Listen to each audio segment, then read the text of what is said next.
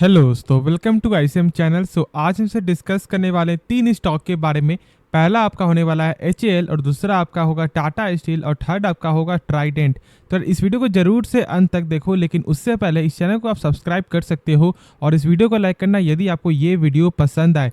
तो चलो फिर डिस्कस करते हैं पहले एचएएल के बारे में।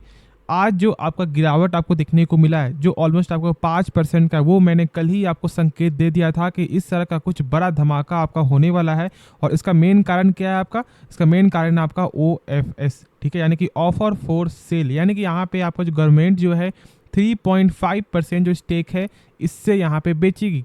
क्योंकि देखो यहाँ पे क्या है ना कि आपको जो इस कंपनी में ऑलमोस्ट आपका 75.15% का ऑलमोस्ट यहाँ पे देखने को मिलता है प्रमोटर होल्डिंग, और यहाँ पे आपका 3.5% जो है सेल होते हुए दिखाई देगा। और प्लस यहाँ पे आप प्राइस भी देख लो कि जो प्राइस जो आपका यहाँ पे सेट किया गया है आपका वो है 2450, ठीक है, यहाँ पे आपको देखने को मिल रहा है।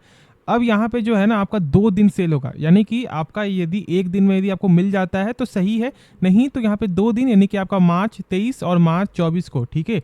और देखो यहाँ पे कितना आपका 1.75% और आपका 1.75%, यानी कि दोनों को मिलाकर आपका हो जाता है कितना 3.5% का यहाँ पे स्टेक जो है सेल होते हुए दिखाई देगा। तो बहुत से लोग यहाँ पे आपको डर गए हैं, और फिर से उनका ऐसा क्या मानना है कि IRCTC से आपको हाल हो रहा है, ठीक है। जैसे कि आप देख रहे हो कि यहाँ पे अभी फिलहाल आपका जो IRCTC एक बेहतरीन से है, लेकिन अभी कितना ज़्यादा अभी आपका एक ही साइड में चलते हुए आपको दिखाई दे रहा है। और सेम अब यहाँ पे HAL में भी आपका जो स्टेक जो सेल होते हुए दिखाई दिया है। प्लस एक और स्टॉक है जिसका नाम है आपको CDSL, उसमें भी आपको कुछ खास देखने को नहीं मिल रहा है, ठीक है, वहाँ भी साइडवेज ही चलते हुए दिखाई दे रहा है। तो अब बहुत से लोग यहाँ पे डाउट क्या हो रहा है कि क्या अभी बाई करना सही रहेगा और क्या ये कंपनी क्या टिक पाएगी। देखो यहाँ पे सरकारी कंपनी में सबसे बड़ा रिस्क आपका यही होता है, और इसलिए बहुत से लोग जो है सरकारी कंपनी से दूर जाते हैं, ठीक है। वो चाहते हैं कि एक प्राइवेट कंपनी पैसा लगाए जो एक अच्छा सेल्स दिखा रहा है, एक अच्छा प्रॉफिट दिखा रहा है। लेकिन देखो यहाँ पे कंपनी के रिलेटेड जो है ना आपका HAL कोई खराब शेयर नहीं है, लॉन्ग टर्म से आपका लॉन्ग टर्म यूज से एक बेहतरीन शेयर है। क्योंकि देखो ये एक डिफेंस सेक्टर का स्टॉक है, और आप जानते हो कि हाल में ही एक बड़ा ऑर्डर भी आपको आते हुए दिखाई दिया था, जो आपका यहाँ पे HTT40 का ऑलमोस्ट 70 पीस ऑर्डर आते हुए दिखाई दिया था। और ये आपका जो है डिफेंस मिनिस्ट्री द्वारा ही ऑर्डर आया था, और जिसका वैल्यू था आपका 6800 करोड़। साथ साथ जो यहाँ पे आपका जो बजट जो पास हो वो भी लगभग 70,000 करोड़ के प्लस में यहाँ पे जो डिफेंस पे देखने को मिल रहा है। तो ये कोई छोटी मोटी बात नहीं है, और जहाँ तक ऐसा मेरा मानना है कि लॉन्ग टर्म व्यू से एक अच्छा खासा गेन हो सकता है। लेकिन मैंने शुरू से कहा है कि यहाँ पे आप अपने पोर्टफोलियो का कम से कम 5 से 10% ही पैसा लगाना, ठीक है। और बहुत लोग यहाँ पे ऐसा फॉलो भी किया होगा। तो अब यहाँ पे ये आता है कि क्या बाई करना सही रहेगा। देखो यहाँ पे आप बाई जो है ना अभी आप मत करना, अभी आप वेट कर लो, ठीक है। क्योंकि देखो जैसे क्या देखा गया है कि देखो 24 तक आप कम से कम वेट करो, उसके बाद हमसे देखेंगे कि यहाँ पे किस तरह का गेन या किस तरह का यहाँ पे गिरावट आपको देखने को मिल रहा है। और यदि एक अच्छा लेवल जब ये स्टॉक मिलेगा तो जरूर आप लॉन्ग टर्म के लिए बाई कर सकते हो। लेकिन कंपनी खराब नहीं है तो आप ज़्यादा पैनिक मत होना। ये नहीं कि आपके पास जो है वो यहाँ पे सेल करना स्टार्ट कर दो, नहीं, ऐसा गलती बिल्कुल ही मत करो। यदि आप एक लॉन्ग टर्म पर्पस है, हाँ शॉर्ट टर्म पर्पस है, तो फिर आप यहाँ पे आप सेल कर सकते हो, ठीक है। यानी कि आपका 1 मंथ के लिए है या उससे कम के लिए, तो फिर सेल कर सकते हो। लेकिन लॉन्ग टर्म व्यू से एक अच्छा शेयर है। बाकी इस कंपनी के बारे में मैंने बताया हुआ है कि इस कंपनी का जो कैश फ्लो है वो भी यहाँ पे सही देखने को मिलता है। अभी कैश फ्लो क्या होता है? कैश फ्लो का मतलब ये है कि कंपनी जो भी सामान बेच रही है उसका पैसा जो है रिटर्न आ रहा है।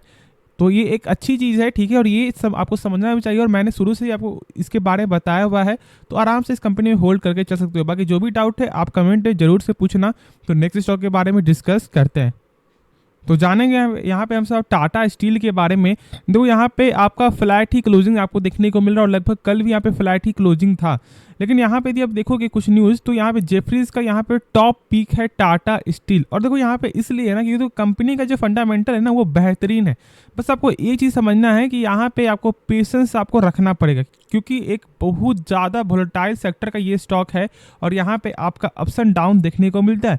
यहाँ पे आपको ये हो सकता है कि 1 साल का जो रिटर्न है ना वो 5 साल में भी ना मिले, और 5 साल का जो रिटर्न है वो 1 साल में ही मिल जाए। तो यहाँ पे दोनों पॉसिबिलिटीज आपको देखने को मिलता है, और यही चीज़ मैं आपको शुरू से जो है समझाना चाह रहा था। अब यहाँ बात आता है कि क्या अब यहाँ से बाई करना सही रहेगा या फिर नहीं रहेगा। तो देखो जब तक इसका लेवल 113 के ऊपर नहीं जाता है तब तक आप यहाँ पे वेट करके चल सकते हो। उसके बाद यहाँ पे शॉर्ट टर्म के लिए जरूर से बाई करना। टारगेट आराम से 120 और 125 का देखने को मिल जाएगा। लेकिन लॉन्ग टर्म पर्पस है तो मेरे हिसाब से एक अच्छा प्राइस है, क्योंकि देखो जहाँ पे ये स्टॉक जो लगभग 150 का स्टॉक था, यानी कि आपका 1500 का जो स्टॉक था, जो आपको 150 मान लो एक आपको हाई, तो दोस्त लोग यहाँ पे 150 में बाई करके होंगे, ठीक है। और अभी एक अच्छा खासा प्राइस भी चल रहा है, साथ साथ कंपनी आपको जो 5% का यहाँ पे पे भी करती है डिविडेंड, तो लॉन्ग टर्म पर्पज के लिए जरूर यहाँ पे आप बाई कर सकते हो। लेकिन जो मैंने शुरू में कहा था उस चीज़ को जरूर आप ध्यान रखना। यदि आप इस कंपनी कुछ देखोगे फंडामेंटल, जैसे यदि आप यहाँ पे चेक कर लो इस कंपनी का जो बुक वैल्यू है, यानी कि जैसे कि मान लो कंपनी यदि डूब रही है तो एक शेयर के बदले आपको कितना रुपया कंपनी पे कर सकता है, तो यहाँ पे मिलेगा आपको 88 रुपया पर शेयर, ठीक है। अब यहाँ पे आप आगे बढ़ोगे, यानी कि कंपनी का आरओसी कैसा है, यानी कि रिटर्न ऑन कैपिटल एम्प्लॉयड, यानी कि जैसे कि मान लो कंपनी जब अपने ऊपर 100 रुपया लगा रहा है, तो क्या यही 100 रुपया एक साल बाद जो है क्या ये पैसा बढ़ रहा है या फिर घट रहा है, तो यहाँ पे देखने से मालूम चलेगा। और यहाँ पे क्या है आपका 31 रुपया 50 पैसा, यानी कि कंपनी का वही 100 रुपया आपका एक साल बाद हो जाता है 131 रुपया 50 पैसा, जो एक बेहतरीन नंबर है, ठीक है। मानो जो कम से कम किसी भी कंपनी का 12% के ऊपर होना चाहिए आरओसी भी और आपका आरओई भी, और दोनों ही यहाँ पे आपको फुलफिल करता है, ठीक है। अब यदि आप आगे बढ़ोगे तो देखो यदि कंपनी का सेल्स चेक करोगे तो सेल्स में यहाँ पे अप्स एंड डाउन देखने को मिलेगा। और मैंने शुरू में ही कहा कि एक ऐसा सेक्टर का स्टॉक है जो आपका बहुत ज़्यादा यहाँ पे आपको वोलेटाइल देखने को मिलेगा, और यही चीज़ मैं यहाँ पे शुरू से ही आपको बताना चाह रहा था। बाकी जो मैंने कहा था कि कंपनी का क्या कैश फ्लो यहाँ पे हम चेक करेंगे, तो कैश फ्लो का मतलब क्या होता है, इसका मतलब ये है कि कंपनी जो भी सामान बेच रही है कि उसका पैसा जो है रिटर्न आ रहा है या फिर नहीं आ रहा है। तो चेक करने का क्या तरीका है ना, इस नंबर को देखो आप, कितना है 44,000 करोड़, इस नंबर से कम होना चाहिए टोटल प्रॉफिट। तो यदि हमसे चेक करें यहाँ पे तो आपका 41,749 करोड़ देखने को मिलता है, यानी कि 44,000 से कम है, यानी कि कंपनी का जो कैश फ्लो है ना वो यहाँ पे पॉजिटिव है। और ये आपका फंडामेंटल में कम से कम नहीं भी तो 25 से 30% आपका रोल बता देगा कि कंपनी कैसी है कैसी नहीं है, ठीक है। और यही चीज़ जो मैं शुरू से आपको बताता हूँ, और शायद बहुत से लोग यहाँ पे मालूम चल भी गया होगा कि आरओसी क्या होता है, आरओई क्या होता है, कैश फ्लो क्या होता है, सेल्स क्या है, ठीक है। और यदि आप कुछ भी समझ में नहीं, जरूर से आप कमेंट करो, मैं उसके बारे में आपको वीडियो ही बना दूंगा यदि कुछ डाउट है तो। फिर अब यदि आप यहाँ पे देखोगे तो आपको टोटल जो एसेट है ना वो भी यहाँ पे लगातार ही बढ़ते हुए दिखाई दे रहा है। अब यहाँ आगे चेक करोगे तो आपको जो प्रमोटर होल्डिंग है वो यहाँ पे 34% का आपको देखने को मिलता है, चलो ठीक है। और यहाँ पे आपका एफआई से जो स्टेक है ना वो आपका क्वार्टर बढ़ते हुए दिखाई दे रहा है। देखो यहाँ वैसे तो कम है आपका, क्योंकि लगातार कम हो रहा है, लेकिन फिलहाल आपका क्वार्टर एक अच्छा ग्रोथ आपको देखने को मिलता है। और साथ साथ यहाँ पे आपको जो डीआईएस का जो है ना वो भी यहाँ पे बढ़ रहा है। तो चलो ये सब तो फैक्टर यहाँ सही देखने को मिलता है, और जो मैंने कहा उस चीज़ जरूर आप फॉलो करो। यहाँ पे क्या करना है, अभी फिलहाल आपको होल्ड करना है, वेट कर चलना है। यदि एक शॉर्ट टर्म पर्पस है, जब तक 113 के ऊपर आपको नहीं रुकता है तब तक बाई मत करना फॉर द शॉर्ट टर्म के लिए, लेकिन लॉन्ग टर्म के लिए यहाँ पे बाई कर सकते हो। लेकिन देखो 25% करके बाई करोगे ना तो एक अच्छा यहाँ पे होगा, ठीक है। और जो मैंने कहा कि पेशेंस रखना बहुत ज़्यादा जरूरी है। यदि आप पेशेंस नहीं है उस कदर का, तो मैं बोलूँगा कि आप जो है मेटल सेक्टर के स्टॉक से आप अवॉइड रहो, वरना फिर आप क्या करोगे, एक अच्छे स्टॉक को शायद यहाँ पे आप लॉस में बेच दोगे और सर टाइम भी ज़्यादा आपको लग सकता है। तो चलो फिर नेक्स्ट स्टॉक के बारे में जानते हैं। तो जानेंगे हमसे यहाँ पे आपको ट्राइडेंट के बारे में। ये स्टॉक आपका 27 रुपये 70 पैसा तक आपको आ चुका है, और शायद आप एक बार मेरे वीडियो में जाकर ठीक है देख लो, जो मैंने पहले जो आपको डाला था वीडियोस के बारे में कि ट्राइडेंट का जब लेवल आपका 34 के जब नीचे था, तो मैंने उसी समय से कहा है कि अभी आप वेट करो। बहुत से लोग आपको बोल रहे हैं यहाँ पे बाई करो, लेकिन मैंने शुरू से ही कहा है कि इसका टेक्निकल कमजोर था और आपको वेट करके चलना चाहिए। अब देखो मैं ये बस आपको टेक्निकल ही नहीं बताता, ठीक है, मैं यहाँ पर टेक्निकल साथ साथ आपको इस कंपनी का फंडामेंटल ही आपको बताता हूँ, और इस कंपनी का फंडामेंटल जो है ना वो यहाँ पे सही दिखने को मिलता है। चलो एक काम करते हैं, कुछ यहाँ पे डिस्कस करते हैं जिससे आपको मालूम चलेगा, और जिनके पास है उन्हें भी ये समझ में आएगा कि कंपनी कैसी है। क्योंकि देखो बहुत से लोग जानते नहीं है कि कंपनी क्या करती है, क्या इसका फंडामेंटल सही है फिर नहीं है, वो आप किसी के कहने पे बाई कर लेते हो और आप फंस जाते हो, ठीक है। तो ये गलती आपको बिल्कुल भी नहीं करना है। पहले इस कंपनी के बारे में थोड़ा कुछ जान लो और आप बताना कि क्या आपको समझ में आया फिर नहीं या फिर नहीं। जैसे यदि आप यहाँ पे कंपनी का चेक कर लो आरओसी यानी कि रिटर्न ऑन कैपिटल एम्प्लॉयड, जैसे कि मान लो यदि कंपनी अपने ऊपर 100 रुपया लगा रहा है तो यही 100 रुपया एक साल बाद बन जाता है आपका 123 रुपया, जो एक बेहतरीन नंबर है। मैंने अभी ही बताया था जस्ट आपका जो टाटा स्टील में ही कि कम से कम किसी भी कंपनी का 12% के ऊपर होना चाहिए दोनों, और यहाँ पे आरओसी भी आपका 2x है और और आपका आरओई भी यहाँ पे 2x देखने को मिलता है, यानी कि आपको बेसिक जो फंडामेंटल है ना वो यहाँ पे सही है। अभी आप आगे चेक करोगे कि क्या कंपनी का सेल्स आपको लगातार बढ़ रहा है, तो यहाँ पे सेल्स जो है वो थोड़ा कम होते हुए आपको दिखाई दिया है। और मेन जो यहाँ पे प्रेशर का यही कारण है, मैंने शुरू से ही आपको बताया हुआ है कि किसी भी कंपनी का सबसे मेन क्या होता है, सेल्स होता है। यदि प्रॉफिट थोड़ा कम बेसी आ जाए ना तो कोई फर्क नहीं पड़ेगा, और ये फैक्ट भी है।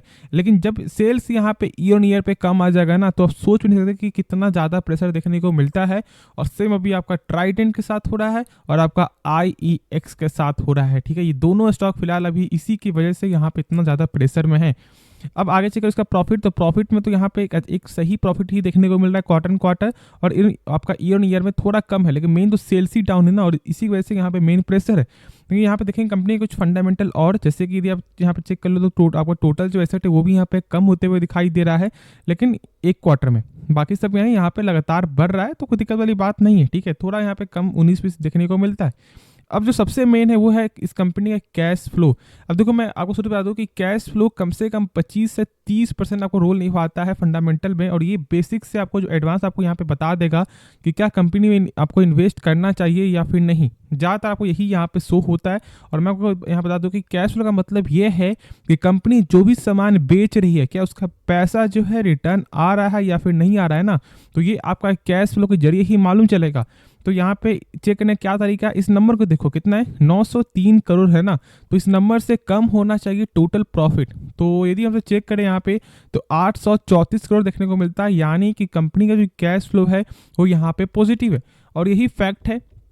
अब आगे चेक करोगे यहाँ पे आपका जो प्रमोटर होल्डिंग है वो यहाँ पे 73% का ऑलमोस्ट आपको देखने को मिलता है, और यहाँ पे आपको FI जो स्टेक है वो यहाँ पे लगातार कम होते हुए आपको दिखाई दे रहा है।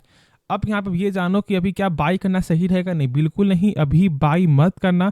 मैंने शुरू से कहा जब तक 34 के ऊपर यहाँ पे आपको जो सस्टेन ना करे तब तक बिल्कुल भी बाई मत करो, और मेरा अभी भी वही डिसीजन होगा जो मैंने पहले ही कहा है, ठीक है। और यदि आप फंस चुके हो ना तो आपको होल्ड करना है, और एवरेज ही मत करो, ठीक है। एवरेज भूल से अभी मत करना, बहुत ज़्यादा यहाँ पे प्रेशर है, और शायद प्रेशर यहाँ पे कुछ दिन और भी देखने को मिल सकता है। तो अभी यहाँ पे आप वेट करो, होल्ड करके चलो, और कोई भी यहाँ पे बाई करने का फैसला नहीं होगा। बाकी एक आपकी मर्जी, देखो पैसा आपका, रिस्क आपका है, बस मेरा काम है आपको एक सही सलाह देना, ठीक है। तो एक बार खुद से एक बार इसके बारे में जानना समझना, उसके बाद ही कोई डिसीजन लेना।